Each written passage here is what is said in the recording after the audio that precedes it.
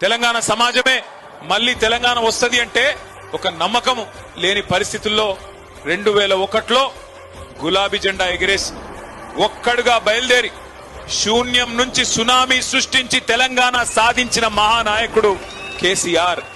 ఇది ఏ రాజకీయ మరుగుజ్జు అవునన్నా కాదన్నా ఇవాళ మోకాలెత్తున్నోడు ఎగిరెగిరి పడ్డా వానపాములు నాగుపాములై గుసగొట్టినట్టు యాక్టింగులు చేసినా కేసీఆర్ ఆనవాళ్లు చెరిపేస్తామని ఎన్ని డైలాగులు కొట్టినా చరిత్ర చెరిపేయలేని సత్యమైంది అంటే కేసీఆర్ లేకపోతే ఈ గులాబీ కండువానే లేకపోతే ఈ తెలంగాణ రాష్ట్రమే లేదు అనేది అక్షర సత్యం.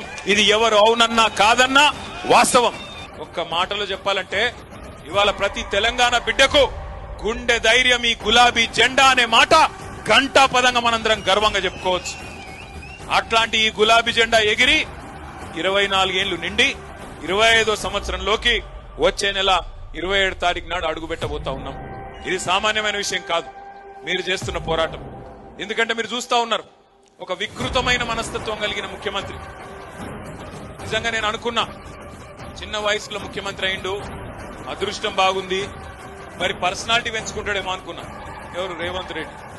ఏ చిన్న వయసులో 53-54 ఏళ్లకే జాక్ పాట్ కలిగింది, తాంతే గారల బుట్టలు పడ్డట్టు పోయి ముఖ్యమంత్రి అయిండు. సరే ఆయన అదృష్టం బాగుంది, పర్సనాలిటీ పెంచుకుంటాడేమో అనుకున్నా.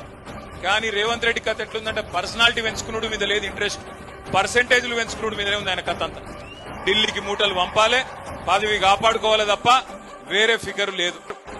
అహంకారం అని, దొరాని, ఇదని అదని అడ్డం పొడుగు మాట్లాడి, యూట్యూబ్ లో పనికిమాలిన చెత్త మాట్లాడి, పనికిమాలిన తిట్లని తిట్టి, ఇష్టం వచ్చిన విష ప్రచారం చేసి ఇవాళ అదే యూట్యూబ్ వాళ్ళని గుడ్డలు కూడా తీసుకొడతా అంటున్నాడు ముఖ్యమంత్రి.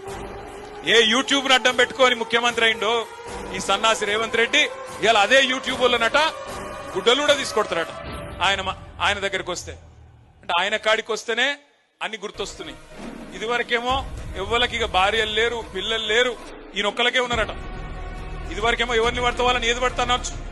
ఒక్కొక్క కాన్స్టిట్యున్సీకి వచ్చి ఒక్కొక్క నాయకుడిని ఎంత అన్యాయంగా, ఎంత నీచాతి నీచంగా, ఎంత నికృష్టంగా మాట్లాడలేని భాషలో వికృతంగా మాట్లాడి ప్రజల మనసులు ఖరాబ్ చేసి, నెత్తి ఖరాబ్ చేసి, లేని ఆశ పెట్టి, దురాశ పెట్టి అధికారంలోకి వచ్చినాం.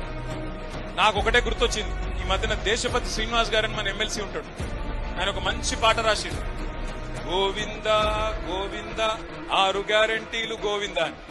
చూసి విన్నారా ఎప్పుడైనా పాట? అది తులం బంగారము, రైతు బంధు, అది మొత్తం గుర్తొచ్చింది నిన్న నాకు. అరే ఒక్క ఊరుకోదాం పారబోయి, ఏ ఊరంటే ఆ ఊరు నీ ఇష్టం.